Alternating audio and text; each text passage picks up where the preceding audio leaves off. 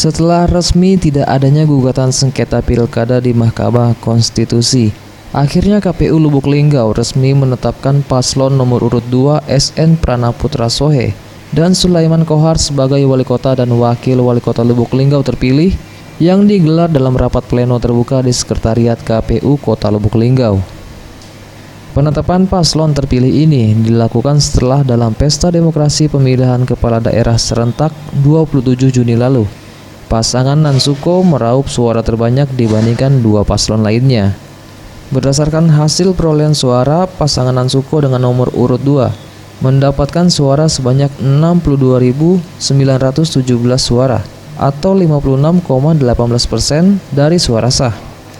Dan di urutan kedua diraih paslon nomor urut 3, Rustam Rizky, dengan perolehan suara sebanyak 41.179 suara atau 36,77%.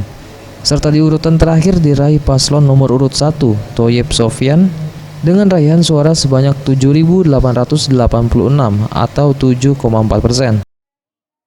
Setelah menetapkan paslon terpilih, KPU rencananya akan langsung menyerahkan surat penetapan ke DPRD Lubuk Linggau untuk selanjutnya diteruskan ke Kementerian Dalam Negeri melalui Gubernur Sumatera Selatan. Aturan KPU itu sendiri 1 hari setelah penetapan, SK penetapan kita serahkan ke Jadi besok pertanyaannya adalah KPU akan menyerahkan SK penetapan kepada DPR.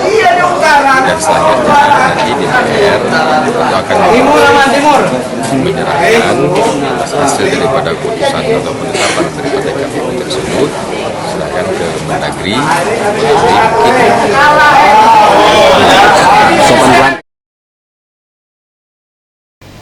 Sementara itu, dengan ditetapkannya paslon wali kota Lubuk Linggau terpilih, sejumlah warga masyarakat Lubuk Linggau berharap agar pemimpin Lubuk Linggau yang baru nantinya dapat memenuhi janji kampanyenya, terutama persoalan pembangunan yang merata, bantuan pendidikan dan kesehatan yang lebih ditingkatkan, serta penataan pasar tradisional yang lebih baik. Alhamdulillah, Pilkada Kota Lubuk Linggau berjalan baik. Kita sebagai warga Kota Lubuk Linggau, semoga ke depan Lubuk Linggau bisa lebih baik lagi, dan jelas semoga Nansuko bisa merealisasikan janji-janji politiknya, karena itu yang terpenting untuk kebaikan masyarakat Kota Lubuk Linggau.